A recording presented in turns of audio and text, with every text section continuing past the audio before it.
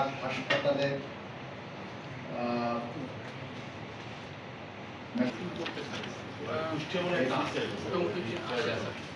যদি ফাইন্যান্স করতে চাই সেটা লোন হিসেবে না গ্রান্ট হিসেবে? কিছু গ্রান্ট আছে, কিছু বাংলাদেশ সরকারের এডিবি ফাইন্যান্স করতে চাইলে আমরা সেটাকে এডিবি ফাইন্যান্স দিতে হলে আমার ইয়ারডি পারমিশন লাগবে। ইয়ারডি পারমিশন আমি নিয়ে নেব, সেটা অসুবিধা হবে। কিন্তু আপনার একটা প্রস্তাবনা, আপনি যেহেতু ঝিনেদার সন্তান, এই থেকে আপনি এক্সপার্টাইজ আছে, একটা প্রযোজনা একটা নিয়ে আসেন। এই প্রজেক্ট দিতে আমাদের কোনো অসুবিধা না, আমাদের অসুবিধার জায়গা হলো আমার প্রায়োরিটি নির্ধারণ করা। আমি যদি 100 টাকা পাই, সে 100 টাকা আমি কোন খাতে সবচেয়ে তাদের বিষয়ে আমরা প্রাথমিকভাবে একটা তদন্ত করে পরবর্তী সিদ্ধান্ত নেব। আমাদের যে কাউকে পৌঁছে দেবেন, আমাদের জেলার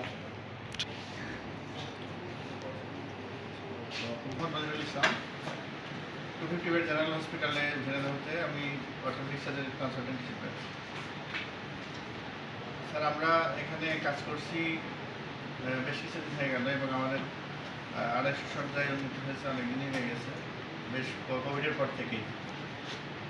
তো এখন 250 বেড হলেও আমরা প্রায় প্রতিনিয়ত আমাদের হসপিটালে 500+ রোগী থাকে।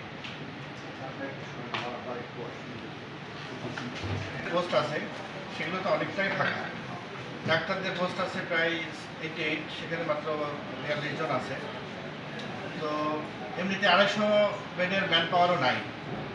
সেখানে আমরা 500+ রোগী এবং প্রতিদিন আউটডোরে প্রায় 1500 মতো রোগী সার্ভিস দিয়ে আমাদের জন্য খুবই ডিফিকাল্ট, খুবই কঠিন। এবং আমাদের সব কিছুই বাজেটও লিমিটেড 250 বেডেরই।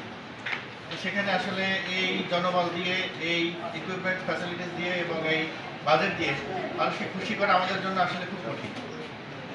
তো সেক্ষেত্রে যাতে খুব দ্রুত এই জনবল যেগুলো নাই সেটা একটা নিয়োগ হওয়া দরকার, এক নম্বর। দ্বিতীয়ত অতি সত্বর যেন হসপিটালটাকে 500 বেডে উন্নীত করা যায়, হ্যাঁ, সেটা একটা ব্যাপার।